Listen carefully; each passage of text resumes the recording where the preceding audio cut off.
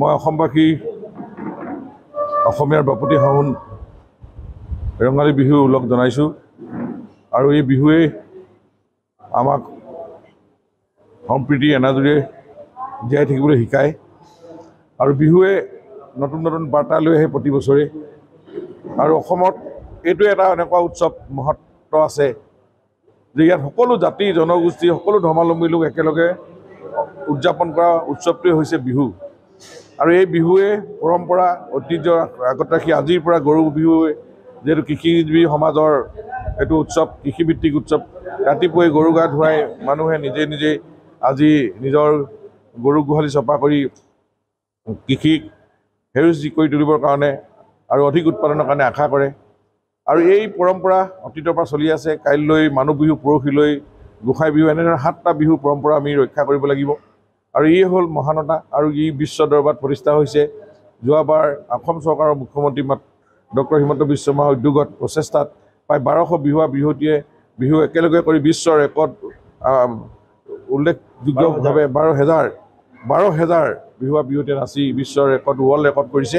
গতিকে এইবিলাকে আমাৰ বিহুটোক আমি আৰু বিশ্ব দৰবাৰত প্ৰতিষ্ঠা কৰিছে আৰু পৰৱৰ্তী সময়ত 25,000 বিহুৱতী লোৱাৰ পৰিকল্পনা চলি আছে মই ভাবোঁ এই বিহুৱে আজি অকল অসম ভাৰতে নহয় বিশ্ব বিভিন্ন দেশলৈ বিয়পি গৈছে আৰু ইয়াক আমি সম্প্ৰীতিৰ এনাজৰীয়ে সকলোকে বাস খুৱাই থাকিবৰ কাৰণে আমি এক সাহস দিয়ে প্ৰেৰণা দিয়ে আৰু আমি আগন্তুক দিনত জাতিটোক প্ৰতিষ্ঠা কৰিবৰ কাৰণে সকলোৱে একত্ৰিত হৈ আমি আগবাঢ়ি যাম কোনো ভাষা ভাষী ধৰ্মাৱলম্বী কোনো বাদ বিচাৰ নাই আমাৰ এই বিহুৱে নেমানে একো মাত্ৰ এটাই আমি অসমক ভাল পাওঁ অসমৰ সেৱা পানী খাই জীয়াই আছোঁ গতিকে বিহু আমাৰ ঐতিহ্য বিহু আমাৰ পৰম্পৰা নিৰ্বাচনৰ মাজতো চৰকাৰৰ প্ৰচেষ্টাত এইবাৰ বিহু সমিতিসমূহে 1.5 লাখ টকা হ'ব এই যেহেতু মডেল কণ্ডাক্ট লাগি আছিল তথাপিতো ইলেকশ্যন কমিশ্যন অফ ইণ্ডিয়াৰ পৰা ছিগনেল পোৱাৰ পাছত এইবাৰ 1.5 লাখ টকাকৈ যোৱাবাৰ যিসকল বিহু সমিতিয়ে পাইছিলে এইবাৰ পাব এইটো ইতিমধ্যে আমাৰ মুখ্যমন্ত্ৰী ECI বা ইলেকশ্যন কমিশ্যন অফ ইণ্ডিয়াৰ পৰা গ্ৰীণ ছিগনেল পালে গতিকে এইটো এটা আনন্দৰ কথা বিহুত সকলোৱে যে অসম চৰকাৰখনেও যে বিহুত গুৰুত্ব দিছে জাতীয় কৃষ্টি সংস্কৃতি ৰক্ষাৰ ক্ষেত্ৰত এইখন চৰকাৰে গুৰুত্ব দিছে ইয়াৰ প্ৰমাণ এনেকুৱা সিদ্ধান্ত পূৰ্বতে কোনো চৰকাৰে লোৱা নাছিল আৰু যি নহওক এটা নিৰ্বাচনৰ বতৰ আজি এই উৰুকা দিনাই বিহু খাবলৈ আহিছে মানুহক জ্যেষ্ঠজনক আমি সেৱা কৰা কনিষ্ঠজনক মৰম কৰা এইটো এটা পৰম্পৰা আজি বহুৱে বিহু ওলগ জনাইছেহি আহি ঘৰত আৰু বিভিন্ন কংগ্ৰেছ দলৰ আজি দবা আৰু চেপন পঞ্চায়তৰ বহুখিনি মহিলা আৰু যুৱক চাহ জনগোষ্ঠীৰ ৰাইজে যোগদানো কৰিছে গতিকে বিহুৰ দিনাও আমি এই নিৰ্বাচনলৈ যিহেতু মাত্ৰ কেইদিনমান সন্মুখত আছে 19 তাৰিখে নিৰ্বাচন হ'ব দুইটা বিহু এতিয়া আমি আজিৰ দিনটোত উদযাপন কৰিছোঁ এটা নিৰ্বাচনী বিহু আৰু আমাৰ অসমীয়া ৰঙালী বিহু গৌৰৱ গগৈৰ আজি মাৰাথান প্ৰচাৰ আছে আপোনাৰ শুনিছোঁ মই কোনো কৈছে তেওঁ প্ৰচাৰ তেওঁকে কৰি থাকক কিন্তু ৰাইজে কেনেকৈ সহায় দিয়েতো ৰাইজৰ কথা কাৰণ এতিয়া ৰাইজ বিজেপিৰ পক্ষত আছে উন্নয়নৰ পক্ষত আছে পৰিৱৰ্তনৰ পক্ষত আছে গতিকে তেওঁ আহি এই বিহু বতৰত মানুহক কেনেধৰণে